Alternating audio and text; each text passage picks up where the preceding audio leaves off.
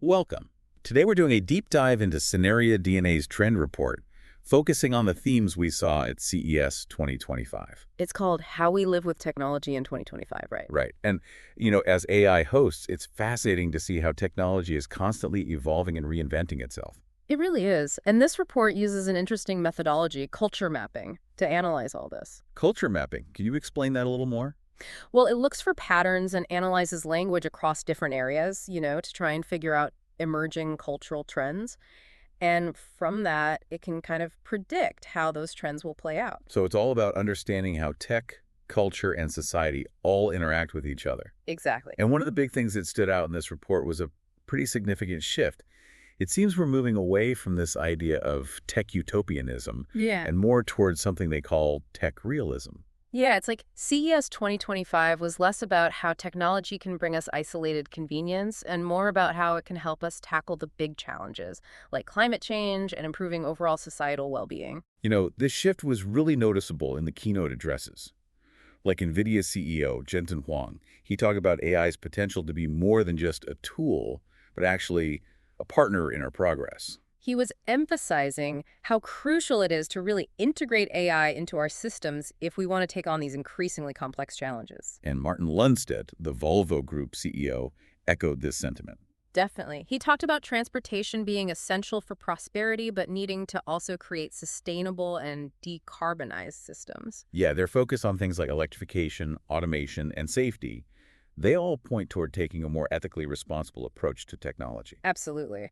And the report distills all of this down into 4 key trends. Climate adaptive living, sensory entertainment living, proactive healthy living, and omnipresent work living.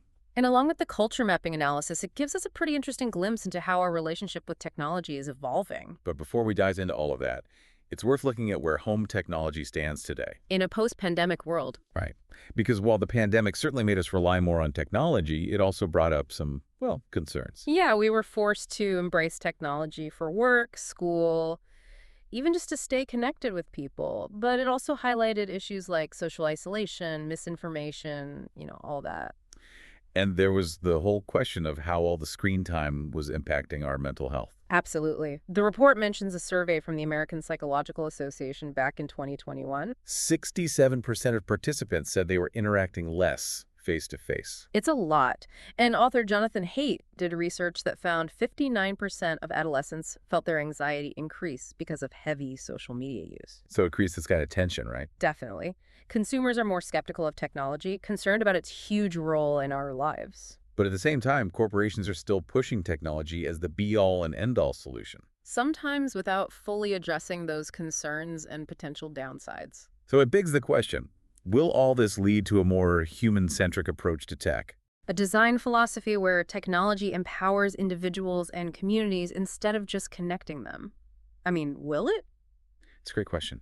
And the report definitely suggests that companies need to actively address those consumer concerns. Concerns about ethics, privacy, mental well-being.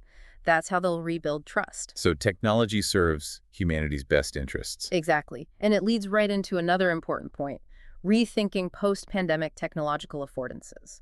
With remote work and digital platforms becoming so deeply embedded in our lives, we need technology that's seamless and intuitive. The report really emphasizes addressing cognitive load. That mental effort we put into processing information and navigating these increasingly complex digital spaces. Things like telehealth, online learning, even data protection systems, they all need to be efficient. But designed with the user in mind, their well-being in mind. For sure. The report talks about adaptive technologies. Technologies that can intelligently filter information and help prioritize the important stuff. And using things like calming design principles and thinking about ergonomics could really help. Create a digital experience that is less stressful and more focused. Make technology work for us, not the other way around. Exactly. Now, should we jump into those 4 key trends? Absolutely. Let's start with climate adaptive living.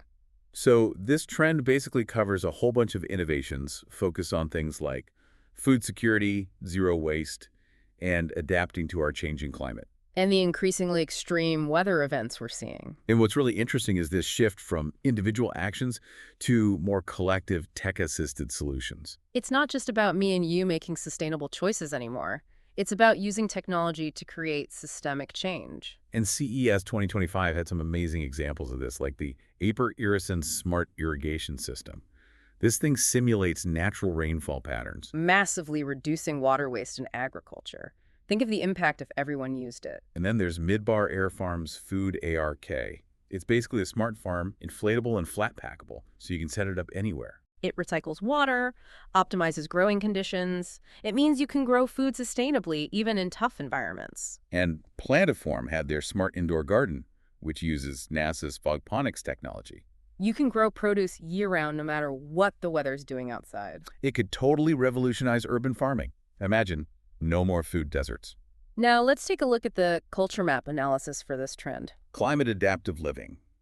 The report identifies 4 forces at play: dominant, residual, emergent, and disruptive. It's basically how society interacts with and adopts new technology. The report says that while smart technology is becoming the dominant force, it's often not integrated in a very systemic way.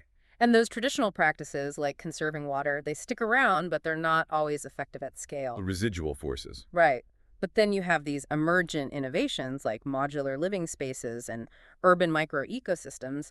They offer really creative solutions. They're just in those early stages. Exactly. And then the analysis warns of potential disruption from things like self-sufficient homes and decentralized energy grids, Those are the disruptive forces. which could completely change how we live and interact with our environment. The culture map also points out this tension between adaptability, which is often focused on aesthetics, and designs that are truly resilient. It's a risk. Companies focusing on marketing these climate-friendly products that aren't actually functional or that resilient. And the report acknowledges that disruptions in the supply chain for renewable technology and even the materials they need. Those factors could really hinder even the most promising solutions from becoming widespread. And finally, there are all the subcultures influencing this space. You've got the eco-minimalists, the urban resilience advocates, the tech-driven environmentalists, each with their own take on managing resources and becoming more climate resilient.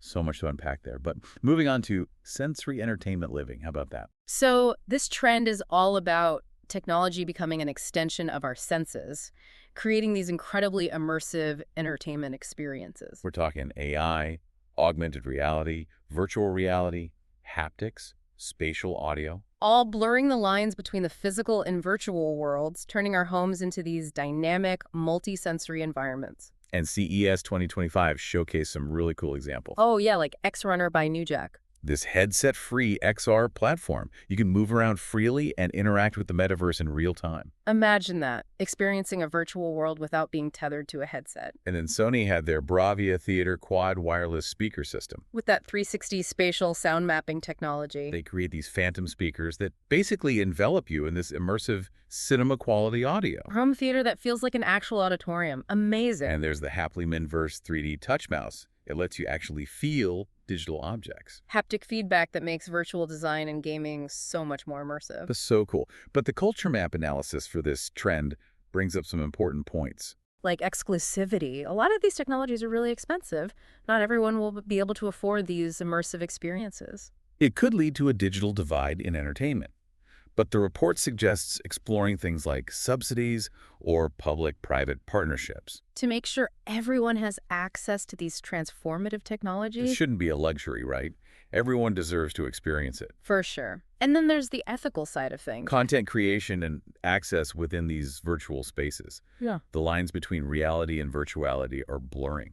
Yeah, we have to think about the impact of immersive content, potential biases, misinformation, the impact on our mental well-being, all of it. And again, you have the subcultures driving this trend forward. Tactile gamers, holocinematographers, reality augmenters, they're all pushing the boundaries of entertainment technology. They want deeper immersion, seamless integration of technology into leisure and storytelling. It's really fascinating. It is. Okay, next up, proactive healthy living. This one addresses the changing healthcare landscape. Where technology plays an increasingly central role. Right, a lot of things are shaping this trend. The move toward private healthcare, aging populations, and the need for homes to support aging in place. It's turning our homes into these personalized health hubs. With biometric systems, adaptive sensory technology, wellness-focused designs, And CES 2025 was full of innovative products reflecting this. like AI MediWater.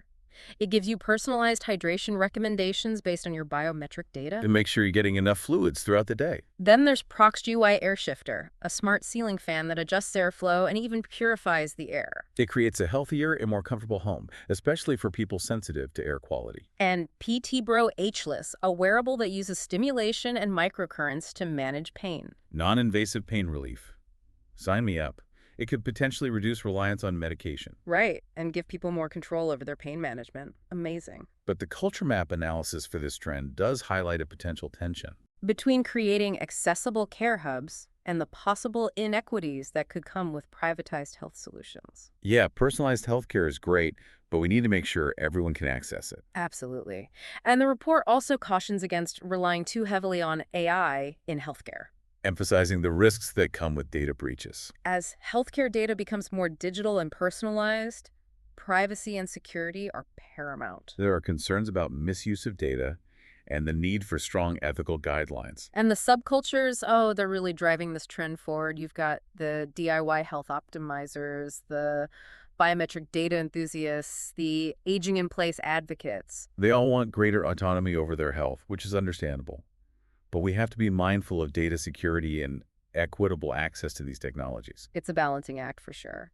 And finally, we have omnipresent work living. This trend is all about work breaking free from traditional spaces. And becoming seamlessly integrated into all these different realities. Physical, digital, and virtual, creating a truly hybrid work experience. And CES 2025 showcased some fascinating innovations in this space. Like Polygon, it lets you create these personalized 3D avatars for more immersive virtual interactions. Imagine what that could do for online meetings and collaborative workspaces. And Artigen Space Arty, which uses text-to-AR technology to bring paper-based text to life. So you could be reading a report and have all this extra information, 3D models, visualizations, all popping up right on the page. It could totally transform how we learn. And then there was Terramine LaserPass with its advanced security features. Using AI, lip sync, and facial recognition to fight deepfakes. Making sure authentication is secure in a world where digital identities are more vulnerable than ever. It's crucial, but the culture map analysis does point out the challenges here. Maintaining that work-life balance.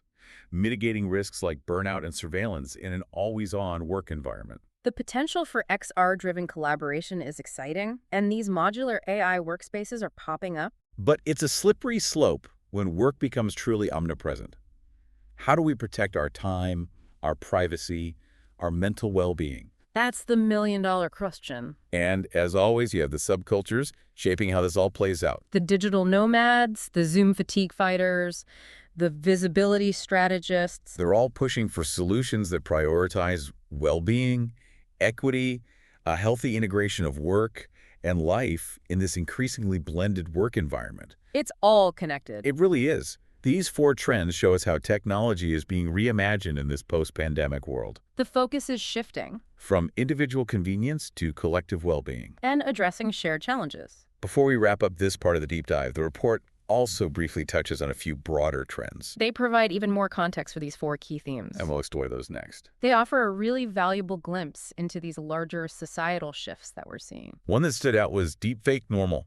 The report talks about how, as technology keeps advancing, it's getting harder and harder to tell what's real and what's been fabricated. It's concerning, right? The potential for misinformation, manipulation, it's huge. What does it mean for trust, for accountability, even for the very idea of truth itself? It's a big question. And then there's this trend they call rich reset culture.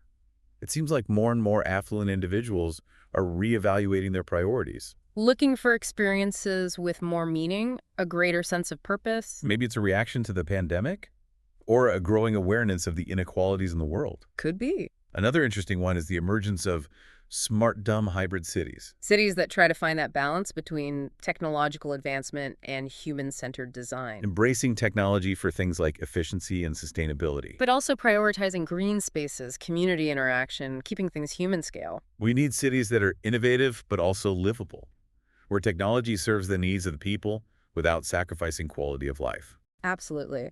And then there's inclusion counter-reformation. It's basically about all these efforts to embed diversity, equity, and inclusion into our systems. Making sure that technology benefits everyone and doesn't just make existing inequalities worse. Exactly. It's about going beyond surface-level solutions and tackling those root causes of bias and discrimination. These broader themes really highlight how interconnected technological advancements and societal shifts are. Technology isn't neutral. It reflects our values, our priorities, the choices we make as a society. The report from Scenario DNA is like a roadmap. It points out the challenges, but also the opportunities that are in front of us, It encourages us to think critically about these trends. to engage with them in a responsible way. As we start digging deeper into the implications of all these trends, I think the biggest question is, what does it all mean? What can we learn from this analysis of CES 2025 and all these trends Scenario DNA has identified? It seems like the overall message is we're moving away from that naive optimism of tech utopianism. Towards a more realistic and nuanced view of technology's impact. We're starting to see that technology isn't a cure-all. It can have positive and negative consequences. The pandemic definitely pushed us in that direction. We had to face technology's limitations and remember how important human connection is. But it also led to amazing innovation, a renewed focus on using technology to address the challenges we all share. And these trends we've been discussing, they all reflect that. That growing awareness. They show us we need technology that isn't just efficient and functional. It needs to be sustainable, equitable, human-centered. We're moving away from isolated convenience towards solutions that actually connect us, empower us, help us build a more resilient and inclusive world. The choices we make today, that's what will shape the future of technology. We have to be thoughtful, deliberate, responsible in how we design, develop, and use technology. We have to ask those tough questions. What are the consequences of these emerging technologies? How can we make sure they're serving humanity, fostering connection, helping us tackle these shared challenges? Questions for all of us, individually and as a society. The trends in this report give us a framework for thinking about the future, the role technology will play. The future isn't set in stone. It's like a blank canvas. The choices we make today will determine the masterpiece we create. Let's make it a masterpiece worth admiring. The Scenario DNA report also briefly touches on a few other 2025 trend themes worth discussing. Yeah, these additional themes give us more context for those 4 key trends we already talked about. They really show how interconnected all these emerging forces are and how they reflect the bigger changes happening in society. Like solo society, it highlights how isolated and fragmented we're becoming, even though we're hyper-connected through technology. It's a strange paradox, isn't it? We've got all these tools to communicate, but we're still struggling to connect with each other in a meaningful way. It makes you wonder if the technology meant to connect us is actually contributing to the problem. It's definitely something to think about. And then there's the theme, Beyond the Lone Wolf. It emphasizes the need for collaboration and collective action if we want to tackle these complex challenges we're facing. We can't solve these problems by ourselves anymore. We need to work together, share knowledge, build coalitions. Exactly. And paradoxical populism is another one. It reflects that growing distrust of institutions, the rise of anti-establishment views. We see it in politics and social movements globally.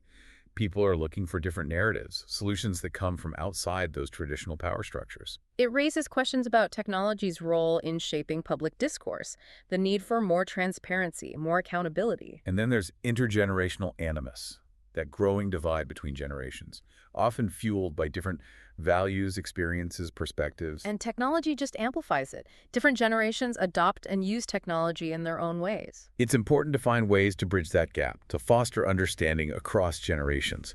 We need spaces for dialogue, empathy, shared learning. Absolutely. And the report also touches on themes like gendered workspaces and aging invisibility. They remind us we need to create environments that are inclusive and equitable for everyone. We need to design spaces, systems, technologies that support diversity, accessibility, full participation from all members of society. These broader trends really underscore the need for ethical consideration and inclusive design if we're going to shape the future in a positive way. As we navigate all these evolving landscapes, the most important thing is to prioritize human well-being, foster connection, and make sure that technology serves humanity, not the other way around. The report from Scenario DNA has been a great guide, highlighting both the challenges and opportunities that lie ahead. It's a call to action for all of us, to engage with these emerging trends thoughtfully and responsibly. As we wrap up this deep dive into CES 2025 and the future of technology, I think we're left with a sense of cautious optimism. We can't deny the challenges we face. Climate change, social fragmentation, political polarization, but there's also incredible potential for innovation, for collaboration, for positive change. The future isn't predetermined. It's a tapestry that we're all weaving together, with the choices we make, the actions we take, the stories we tell. Let's make it a story worth sharing, a future worth striving for.